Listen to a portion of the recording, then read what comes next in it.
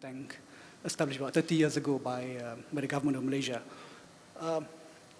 So I would like to welcome you to the final session of today for this conference. Forum number 4, solutions. The previous session, we dwelt at length on the issue of what are the challenges, what are the problems with regards to sustainable development. And for this one, it will be on solutions.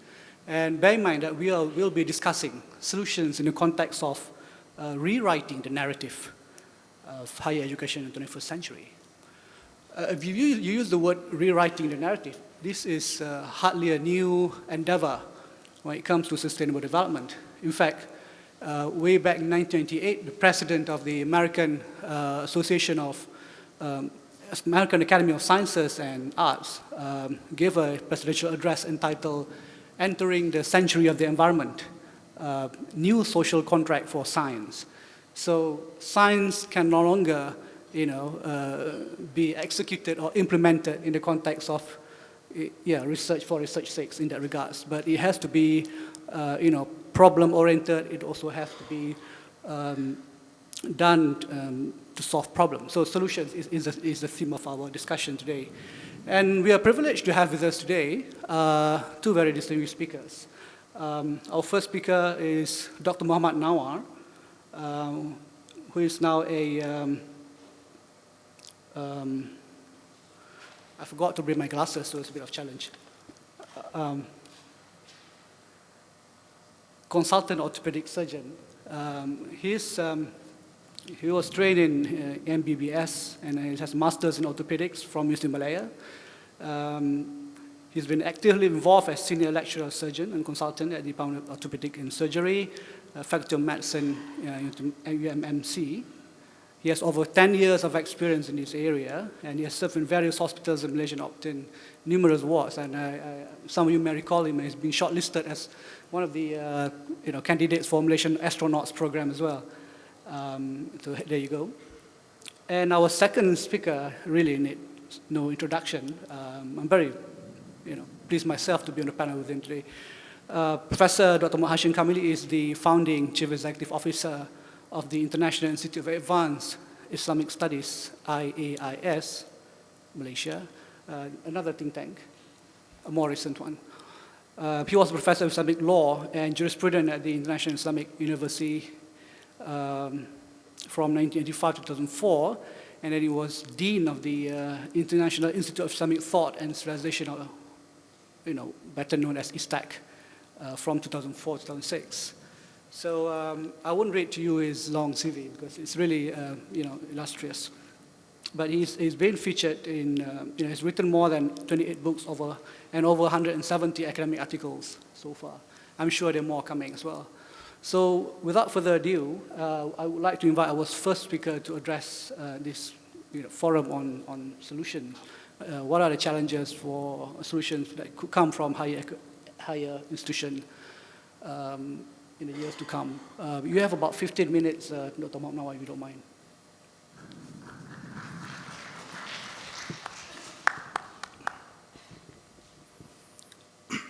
Thank you very much, Mr. Chairman. Bismillahirrahmanirrahim. Assalamu alaikum wa rahmatullahi wa barakatuh. Alhamdulillahi rabbil alamin wa salatu wa salamu ala ashrafil anbiya wal mursalin wa ala alihi wa sahbihi ajma'in. Bismillahirrahmanirrahim. Qul huwallahu ahad. Allahu samad. Lam yalid wa lam yulad wa lam yakul lahu kufuwan ahad. Atamuruna an-nasa bil birri wa tansawna anfusakum wa antum tatluna al-kitab afala ta'qilun. Al-Baqarah verses 44. I would like to take this opportunity to thank the organizing committee of World Islamic Countries University Leaders Summit, WICULS, for inviting me to be one of the speakers, especially in this very interesting section of solution after we have been discussing this complex issue about sustainability. I feel honored and blessed to be with the same chair with yang berbahagia Professor Muhammad Hashim Kamali, my teacher, my mentor. I feel very, very honored to be just next to him. At the same time, I feel very thankful also, because I know that he will be listening to my talk, and he will come after me to put more corrections or the additional ingredients to what those my presentation that maybe somehow or somewhere seem to be incomplete. Special thanks also I would like to give to Datuk Sri Professor Dr. Zulkifli Abdul Razak, another mentor of mine with great thinking, procedure, and methodology that has allowed me to reach where I am today. With that, let me introduce you to what I'm going to talk today in this particular section. I know his time is very difficult, but if Professor Watanabe was trying to illustrate how difficult the teacher in Ambang Asuhan Jepun in University Malaya to teach the language of Japanese language for the preparation before the Malaysian students are able to continue the higher education learning in Japan within 2 years. What I'm going to do now is I'm going to teach you the principles of medicine, medical perspective, all those principles within 20 minutes if I have the time. And we will learn this. I will share with you those principles in the context of providing solution to the issues of sustainability that we have been discussing for the last 2 days. And then from there onwards, we will see how we go about. And in this specific presentation, I will refer to the common unwritten principle. This is my focus. All those ethics, whatever that has been written commonly that you can find in textbook or over the internet, I won't touch that. I will go through unwritten laws that doctors like me, practicing surgeon, believe, and we take them as if that is a religion to us. And we will see, I will try to demonstrate in this context so that we can try to at least solve the problem, do something, so that rather than we analyze and discuss, going through all various type of definition, we want to do something to solve the problem. I will never start any presentation in my life without showing these slides about my beloved late father, Mr. Arifin bin Ahmad, and also my mother, Puan Hajah Roziah binti Mustafa. Both of them never had a chance to attend formal school in Malaysia. I am the one is actually a product of higher education policy that has been established during Tun Mahathir era as a Prime Minister. I was born in 1976 and I graduated as a medical doctor in 2007. Further on my studies, to be the youngest ever qualified orthopedic surgeon in Malaysia at the age of 30 in the year of 2007. I followed all the truths, I go through all the process. I resigned in 2011 from University of Malaya as a senior lecturer at that time because I want to pursue my passion in volunteerisms and politics. That is the little bit of introduction. The interesting question we discuss some other time. And of course, a special thanks to Professor Subir Singh Gupta. This man is a father of orthopedics in Malaysia. He came all the way from Calcutta after passing his FRCS of London in 1966. The man in the middle, he passed away in 2012. One of the reasons why I resigned from University of Malaya is because he's no longer around. I used to remember the corridors that we walked together. It's not just about orthopedics, but the principles of problem solving that he shared with me, that inshallah, some of them I'm going to have a chance to share with you in this beautiful hall. Let's begin.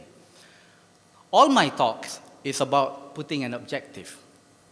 And I'm trying to position you as what I have just did just now.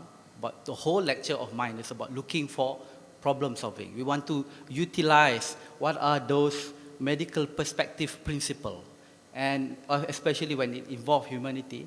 And we try to apply that, all those principles, and we hope in the very complex discussion that we discuss about sustainability.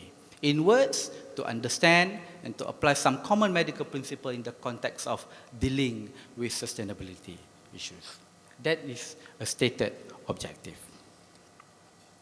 And let's see what is next. You and I have seen this picture. I was very intrigued and excited when Professor Datuk Tan Sri, Datuk Sri Dr. Zul was explaining about all those, these three of sustainability. And when we look at the trunk, the center of it is actually education. There are so many other factors within the trees. And it is not only those, forgive me for this thing, this is actually values. We have the inspiration and innovation of the sun coming. And all these things has been described and discussed again. But the issue here is where are we and what are we doing? A friend of mine sent me this picture. I want to share with you that to illustrate what is actually currently happening.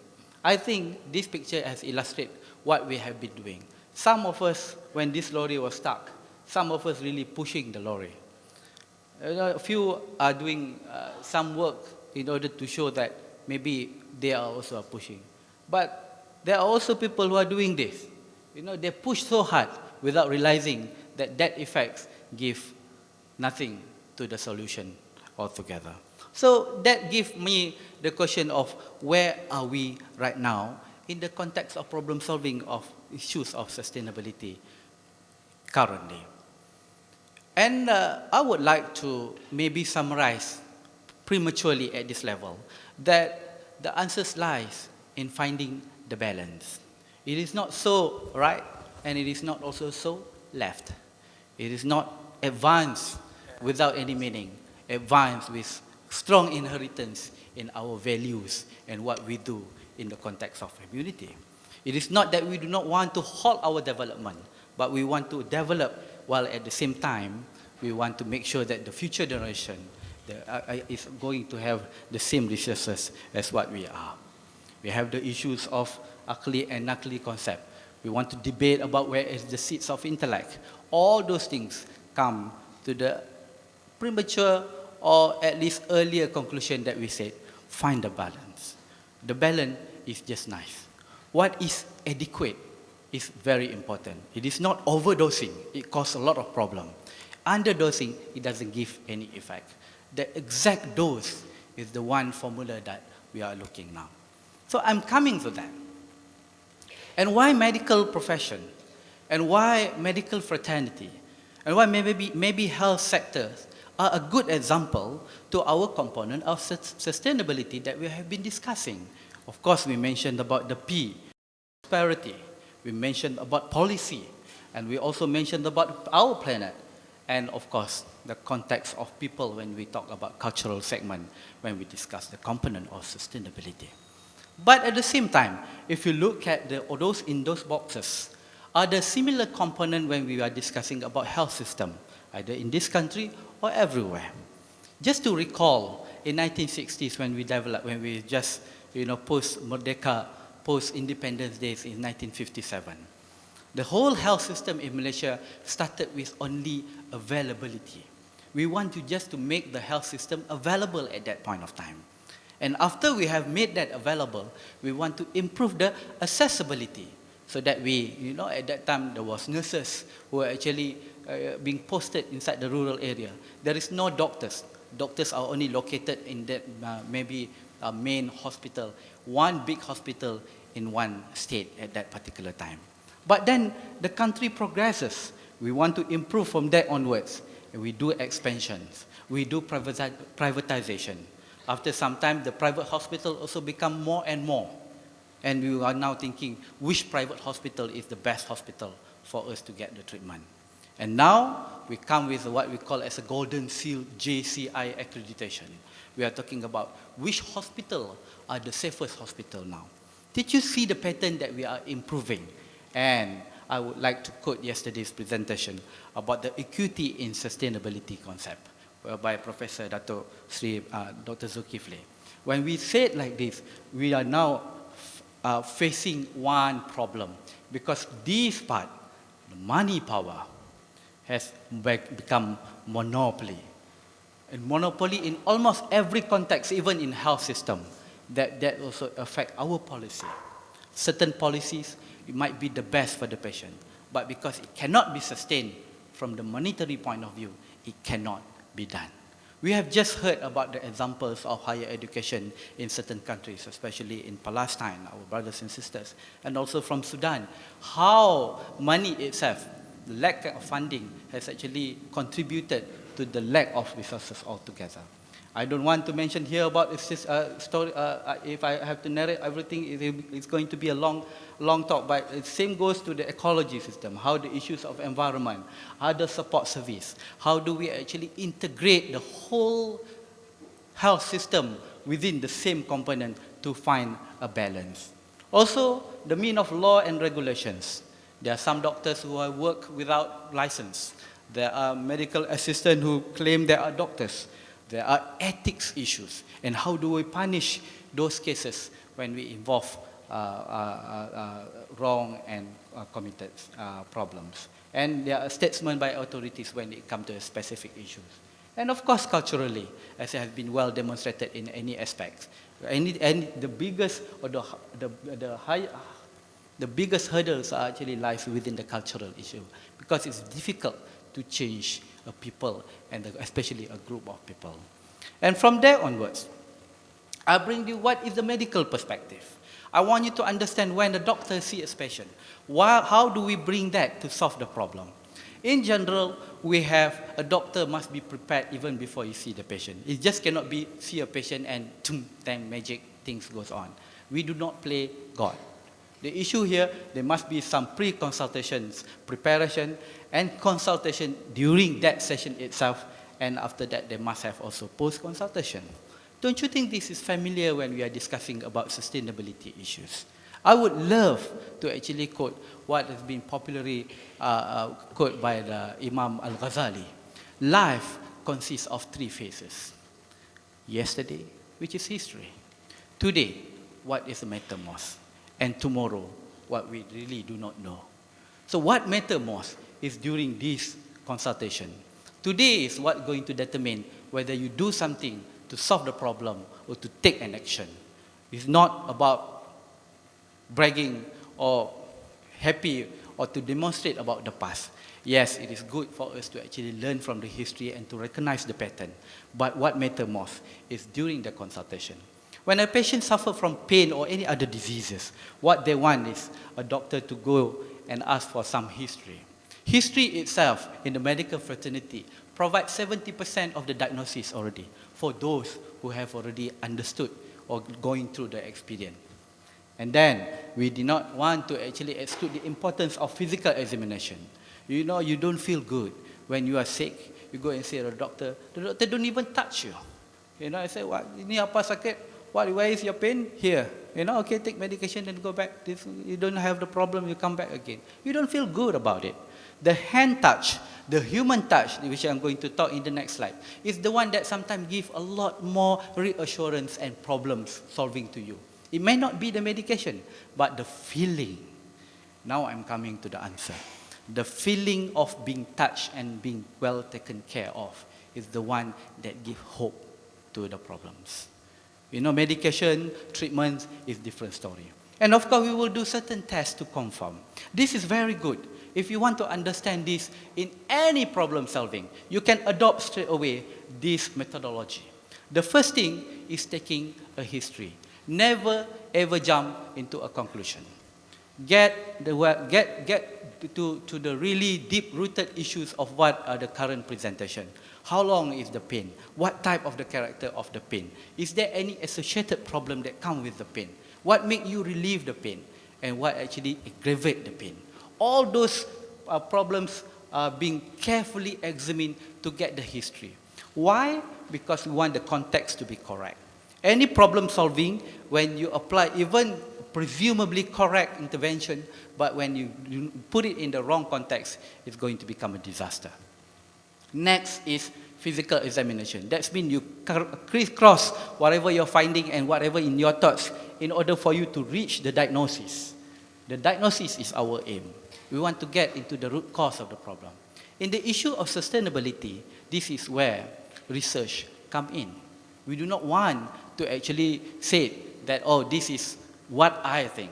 As an authority in this aspect, I think this is due to this, in this, in this. No, that time has already passed. We need research to back up what you said. And that research must be based on certain tests because we need to have one particular diagnosis. And once the diagnosis has been established, things are almost half settled because the rest will follow into the managing the condition. And managing must include treatments, must also include the review of what you have done to actually correct the problem. Never ever assume that you have done something to correct the problem, but unfortunately, the problem has never been reviewed.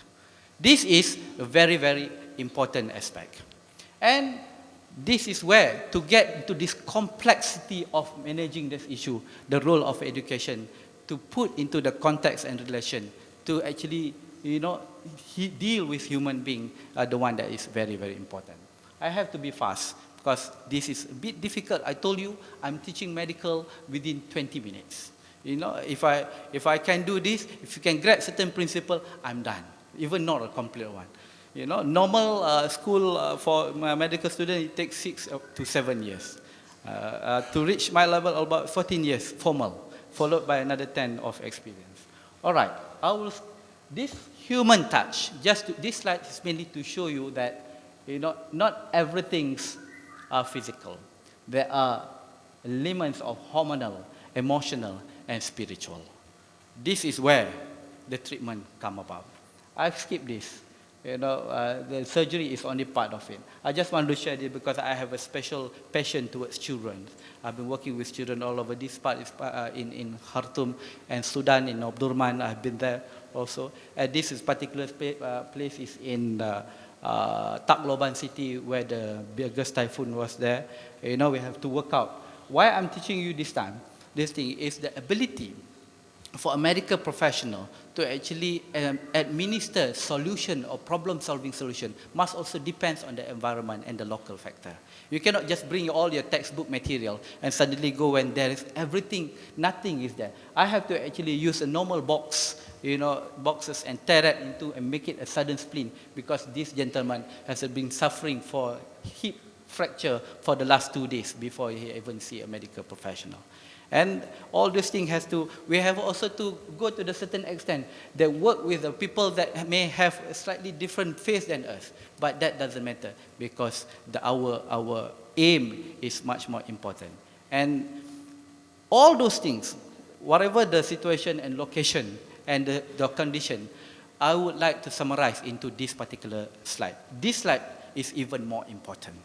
If you want to see, you want to grab the medical principle in the problem solving of any problems, you must detach yourself or get yourself attached to these 3 principles. The principle number 1 is DTTUTTTY. Don't trouble unless the trouble troubles you. The trouble is not a trouble unless the trouble troubles you. You can make it in the context of you as a person, but you can also replace you as another organization or a country or this world or this planet. Unless this planet is in the trouble, you don't trouble themselves. But if the problem started to become a big trouble, then the principle number 1 is passed. You need to do something. How do? You go into the principle number 2. Save life before limb. Save limb before cosmetic. So whatever is needed to save the life, you do it. Whatever is haram also will become halal in the context of saving life. So after you have saved life, then only you look at what are the involved limbs so that you can even try to save that limbs. Make that limbs available. And if the limbs also survive, then only you focus all your works toward cosmetic. Make it beautiful as original as before. This is principle. We never go across or we never go against this type of principle. Application, a lot of things. I just go through, Mr. Chairman, the definition of this, you talk about definitions. You and I know, we got stuck, we debate so much, we spend so much time of definitions to create the balance and harmony towards the end when it comes to action and create a lot of problems. We have issues about education, we have issues about fairness in equity, we have issues about putting a global context in our local and that dynamic, the local setting and that dynamic of interaction. And this is another focus of mine. This is so key. I'm so focus for today talk, because all of you are the leaders, you are the people that can actually make change, and these are the most important part of it. And of course, we provide training, the trainers, and continuous learning. Last but not least, this is my third slide, inshallah, after last, is the action. I focus on my discussion on the action part of it. I would love to share with you that towards the end of any particular knowledge, you have to go back to the sacred text. We have to go back to the Al-Quran. The answer is, if you are talking about sustainability, without going back to that particular part, where is it missing?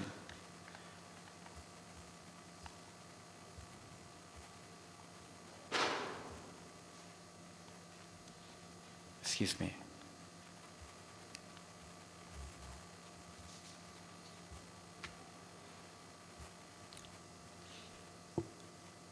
I put this number 1, with thematic understanding of the sacred text.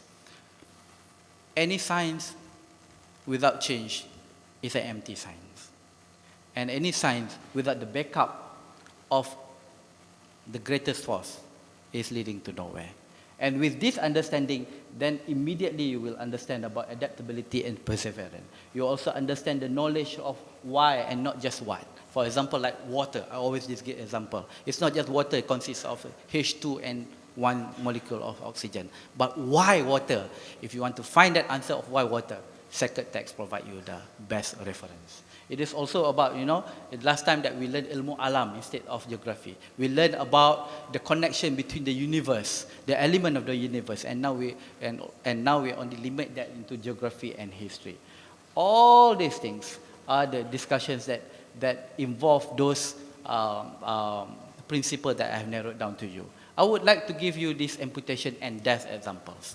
In discussing sustainability issues, sometimes we quote or we take a referral to cancer cells. When cancer cells started to develop in one particular limb, when the diagnosis has already been established, what we need to do is to amputate before the cancer cells started to spread to the lung, because it will cause death later on. If this decision making we cannot do at the prompt time, then it will cause disaster, because whatever we do after that is not going to be functional. Why I'm showing you this one? Because this is where the principles of save life before limb, save limb before cosmesis. And of course, I'll go through the rest of my second last slide. I believe that I will always put to us, to me in particular examples, I always put myself as a self-centered experiment. Allah Almighty has already given us knowledge. We have the privilege to know a little bit of His knowledge. So the best part, the best place for us to actually justify and to make sure that we really understand the knowledge is ourselves. And when we have already become yaqeen, confident with the knowledge, all those 3 levels of Hakul Yaqeen, Ainul Yaqeen, that type of level of Yaqeen already there, then you must also spread the knowledge to every other people. So the self-centered experiment is a must-do for those people who read books. Hence, that's why I quoted the Surah Al-Baqarah verses 44 just now in the beginning of my speech. Whoever has the knowledge and those who read kitabs and ask other people to actually do exactly the same thing without he himself has been doing it first. And Allah actually said, Afala ta'qilun, as if that you are no-brainers in the Quran. So these words is very dear to my heart. And we must take this with a strong caliber, with a strong motivation to make the Islamization is not only from names, but to make an effort to really put into our daily life that we practice Islam. It's not just from the mouth. And we do that, we reform, we transform with truthfulness, we do the trustworthiness in this concept of Siddiq, Amanah, Tabligh, and Fatana. I have a request from Professor Datuk Zul to actually give one simple example as the last example when we do about da'wah. This is everybody's role. When you claim that you're Muslim and the followers of Muhammad, then you have to do da'wah. I have a chance to actually reach a very isolated place in the rural part of Sabah, where there consists about 70 families of pure Christians. They believe in Christianity since 1920s, and I managed to only go there in 2013, if I'm mistaken, 2013. When I go there with my medical team to help them, to provide them, to show them that, look, we are also coming to help you. I've just been informed that yesterday or last week or a week before or last, there are also always a group that coming from all over the world to do medical screening to them. They are very rural people. Then I started to realize that, look, people already done this part of the work, and how I'm going to show that I can also contribute. I started to look around, and I noticed that they have these dogs that they used to actually hunt jungles animals. And they love these dogs like their own children. They give their own food for this dog to eat. And I started to see that this dog also, a lot of them have wounds, because when this dog fight with wild boar, they have a lot of wounds. And immediately, an idea come to me that instead of we are treating patients, we are treating human beings, now we are treating dogs. Immediately we started to become suture, and I tell you what, almost every family started to bring their dogs for us to stitch. There are a lot of issues around here, but what I'm trying to tell you is, we have to provide opportunity for the non-Muslim, for our other people, different faith than us, to show that we believe that we are right. Show them that this is the correct way. Show them that your kindness. Show them that this is your ability for you to actually spread the knowledge and the message that come from Allah subhanahu wa ta'ala through Nabi Muhammad sallallahu alaihi wasallam. And then when the time of Salat come, that is when we stop and then we pray. For the first time ever, the community there has started to question, oh, is this how Muslim pray? You need to wash your face. You need to wash your hand. Cleanliness is very important in your aspect. And this is how, actually through action, that you spread the goodness of the religion. It is not about the religion per se, but it's about you and the rest of the humanity. And that is the contribution that you can do. I will skip this slide anyway. That is the contribution that you do. Everybody in any capacity, I believe, can do something in your own capacity to change good. This is what I do. I give poor services for free medical services for poor children. I operate for free for those children who are unable to pay. The rest, I travel. I try to help as many communities as I can. This is a group of people in Philippines that the victim of the Haiyan typhoon. They are actually children on the streets. They have never had food during the daytime. When the parents go out to look for money, the children go out to look for food. Sometimes they have food, sometimes they don't have food. We provide free food for them, and that is when we teach them the humanity subjects. I would like to quote this one. This is from Kettering, Australia. I found stated one of the rented car there. If we are not our brother's keeper, at least let us not be his executioner. I think with that, thank you very much. The last but not least, this conclusion, I would like, my conclusion slide is, have a faith in God we trust, build up the knowledge some more, do something so that the knowledge is continuous, and what is most important is what I call as amal, meaning action. Do something. And the knowledge is actually incomplete if you don't do it. And the action itself is incomplete if you do it without sincerity. With that, thank you very much. Thank you, Dr. Mohammad Nawar, for your inspirational half-an-hour presentation. We are now at risk of amputating the Q&A session because we have to close the session by 4:45, I was told, but maybe the organizer can stretch it a bit more. Interesting how Dr. Munawar has actually drawn some parallel with, from the medical profession on how to actually develop solutions based on the steps from the medical fraternity. And in the science of ecology, in the 1990s, there was this interest, a fashionable idea on ecosystem health, again drawing parallel or drawing inspiration from the medical profession and how to translate that into management. Our second speaker is waiting. Professor Hashim Kamali, you have about 15 minutes if you don't mind. Thank you. 15 minutes. Bismillahir Rahmanir Rahim. Assalamu alaikum. My topic is sustainability in higher education, an Islamic perspective. I will be reading this concept of sustainability, sustainable development in mainstream literature, and also then what can we understand of it when looked at from the Islamic perspective.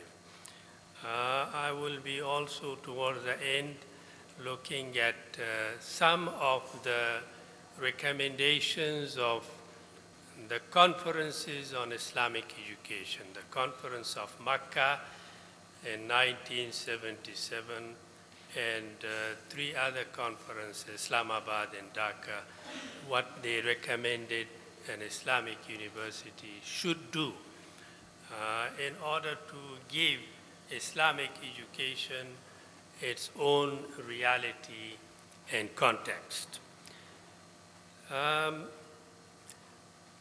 My understanding of sustainable development in its Islamic context is largely concurrent with what it means in mainstream literature.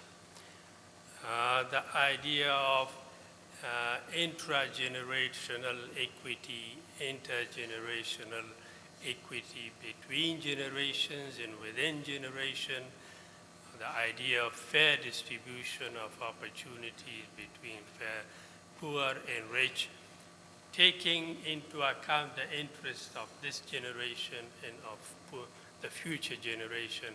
If this is the idea of sustainable development, then I also concur that this is an Islamic understanding of it is also concurrent with this.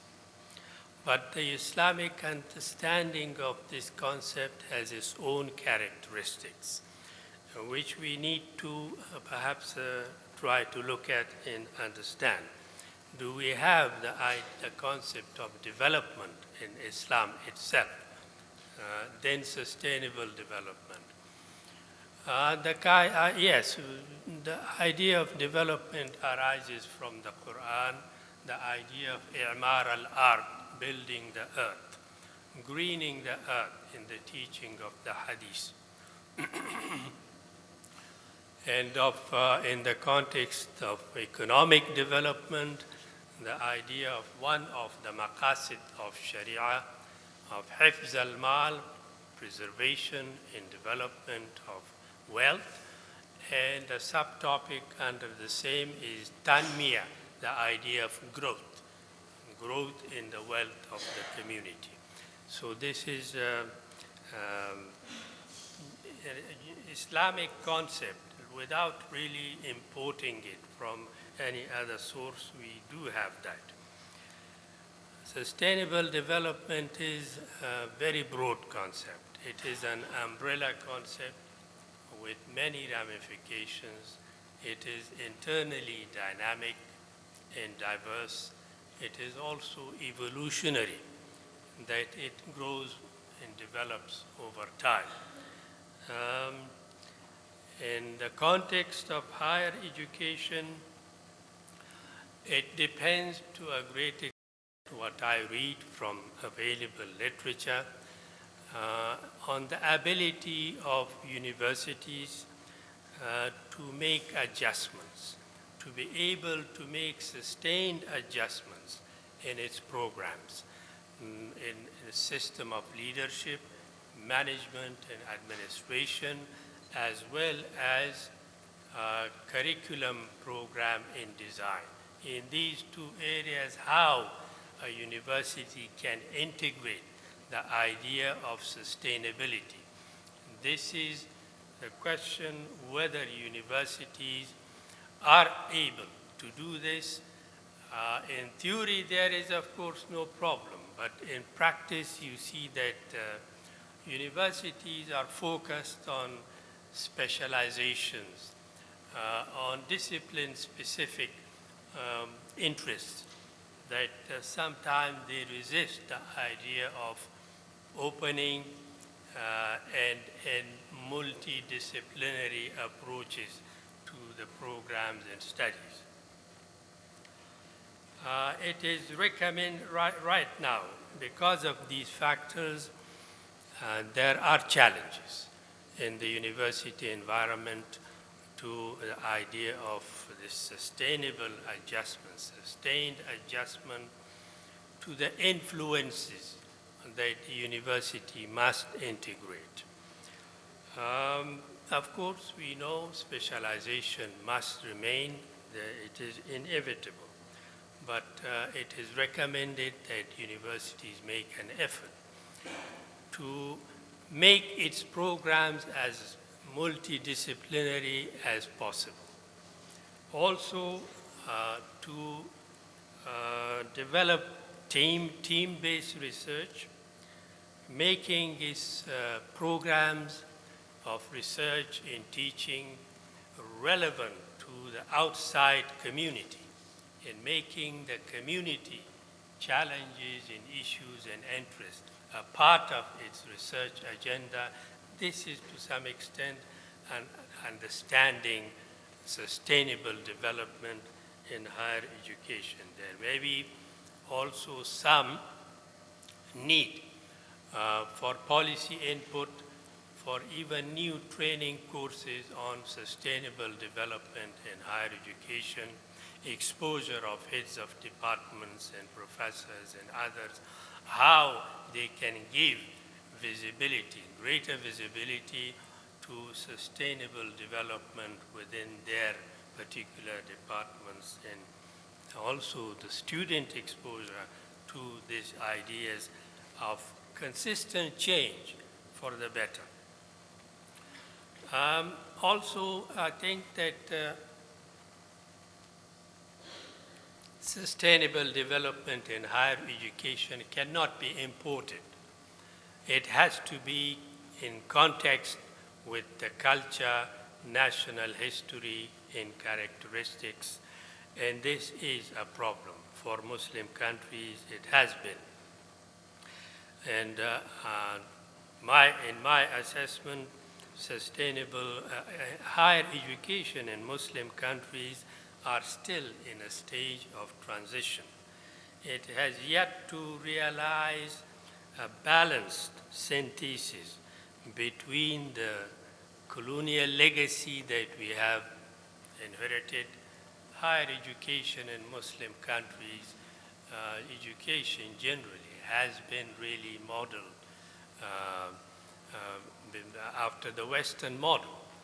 And we have, since the era of Islamic resurgence in recent decades, we have tried the idea of Islamic university, how to bridge the gap between these two streams, religious education, modern education.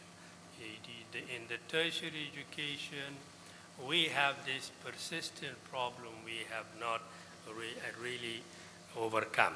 This is something that is a challenge. Islamic view of knowledge is internally dynamic. It is not static, and it is evolutionary, does not recognize actually an upper limit. And this is understood from looking at the Quran. وَقُلْ رَبِّ زِدْنِي عِلْمًا, O Lord, increase me in my knowledge. وَفَوْقَ كُلِّ ذِي عِلْمٍ عَلِيمٍ, above everyone knowledgeable, there is one more, and reaching higher up. And the idea of ijtihad, that you find new solutions to issues that society experiences. The idea of tajdeed, of renewal, self-renewal, within the religion and outside the religion in all disciplines. This is internally Islamic. And when you look at this picture, you find that we have a dynamic internal vision of education and knowledge that must develop all the times. To realize that, also Islam has a number of principles.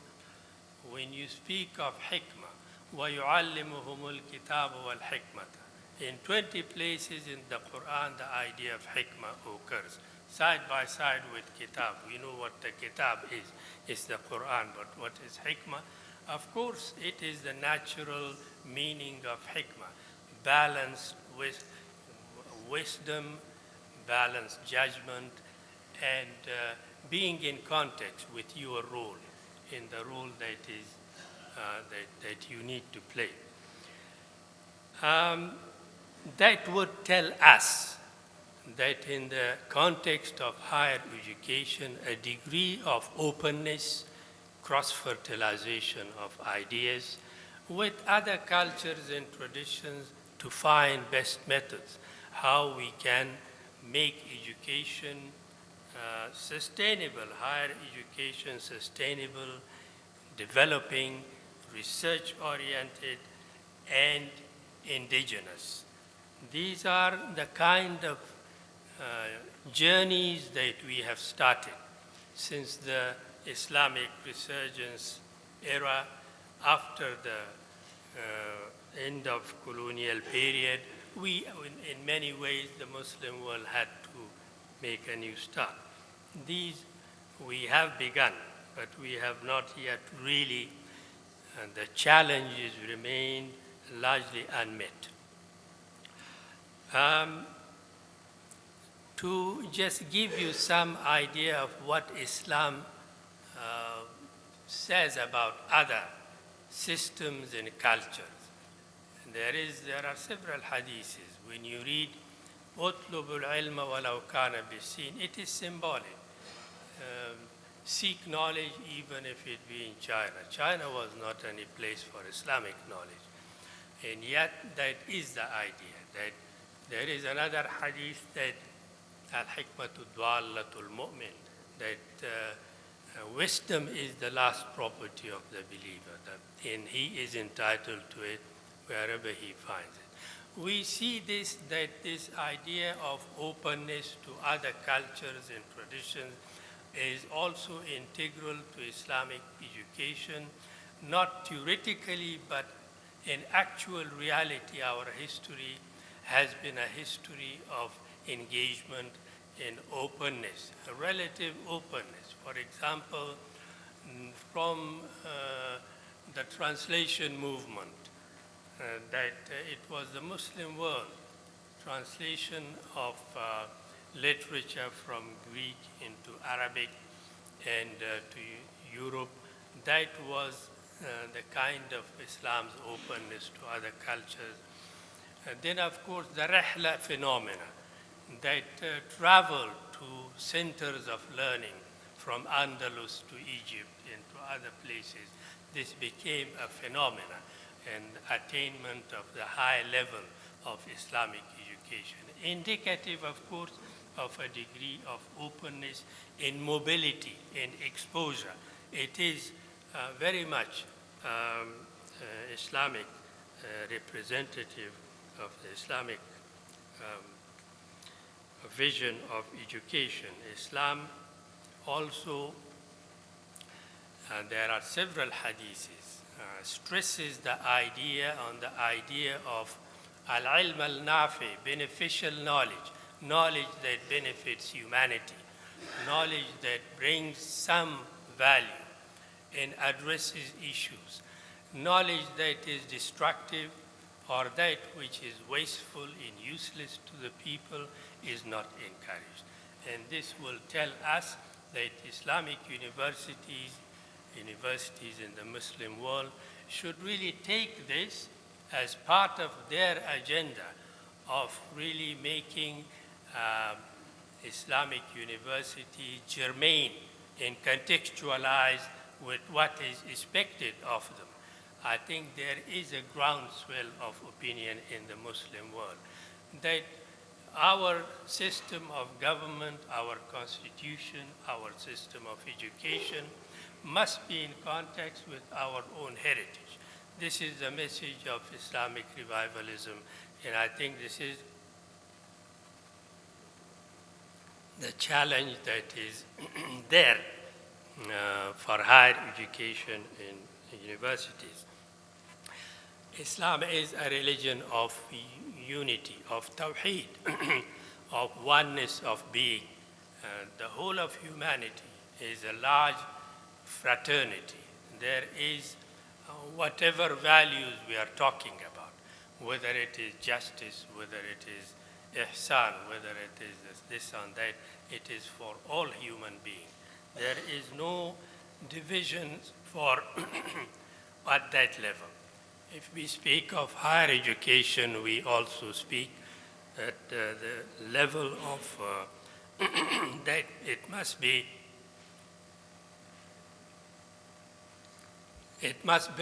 bring benefit to the whole of humanity, not to the Muslim community. And that is how knowledge becomes integrated with religion. And that is how ilm, the pursuit of knowledge, is recognized as fard kifaya.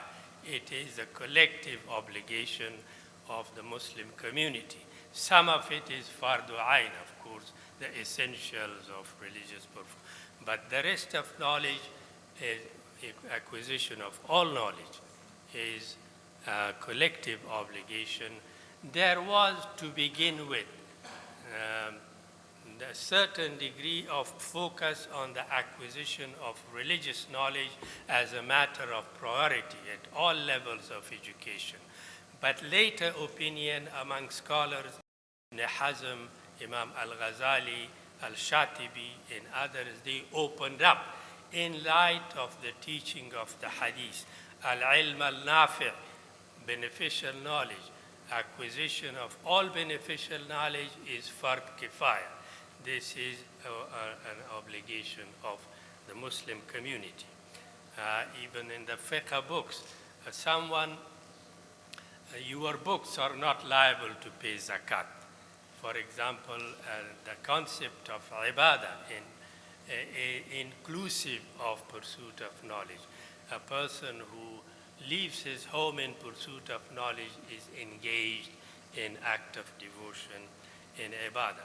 This is a teaching for our higher education university to integrate the Islamic religious dimension into their professional educational program. Not that you teach all the times about theology, but that this is humanitarian, this is a beneficial kind of aspect, that this is also an aspect of devotion, that you look at that. And it is one of the maqasid, hifz al-aql. When you mention hifz al-aql, preservation and promotion of intellect, this is the ability, the critical thinking, the thinking ability of the student that you are really supposed to develop. Hifz al-aql, why don't we say hifz al-ilm or hifz al-something else? It is aql, thinking, critical thinking, something that has become a problem for higher education in the Muslim world, that we have become imitation kind of, reproductive kind of thinkers. If this is the idea, when you look at these names, the mujtahid, for example, is literally the highest degree of Islamic learning. Literally, it means a researcher, a struggler who is all the time engaged in finding something. Hifz al-aql, to develop the mind, the rational faculty. Are we doing that in the higher education? We have not. Actually, this is the challenge. Critical thinking, inquisitive approach to knowledge, this must be internalized in our higher education program. And I have very little time to say what these recommendations of the 3 or 4 conferences, beginning with the conference of Makkah, was.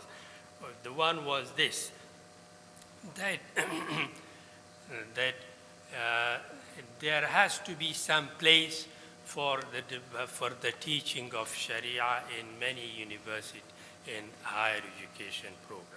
Critical thinking must be developed. The Western social science subjects should be revised to brought into harmony with the Quran and Sunnah in the Islamic perspective of knowledge. The students of pure sciences should also have some knowledge of Sharia. That suitable textbooks should be provided, such that also develops some degree of uniformity between Muslim communities in countries. The subjects that are taught should not be too different in different Muslim countries. Islam seeks, the idea of education and ilm in Islam is to nurture a balanced in total personality.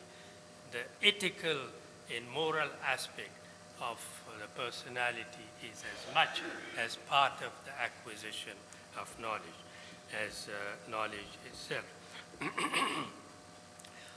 Then this duality between modern and religious knowledge should be minimized. An author, Ashraf Ali, who wrote in the mid-80s, a small book, New Horizons in Muslim Education, says most of these recommendations we have had from these 4 conferences have not been integrated, have not been implemented. The reasons given, 2 main factors are given. This will be my last. One is there is a degree of ambiguity about what it means, the philosophy of liberal and general education of the West. Muslim leaders in education, educators are still not quite clear what to make of this. The other is a degree of confusion and ambiguity in the methodology that are followed in higher education, classification, curriculum design, how to articulate this value structure into this. And there is finally a certain degree of the change of attitude is needed because these advices have not been materialized and the duality in the educational system is still persisting. Therefore, the challenges are still there for Islamic higher education institutions. Thank you very much. I may have taken a little longer. Thank you. Thank you, Prof. Hashim. Now, I really have to check with the organizer now whether we have time for, we don't.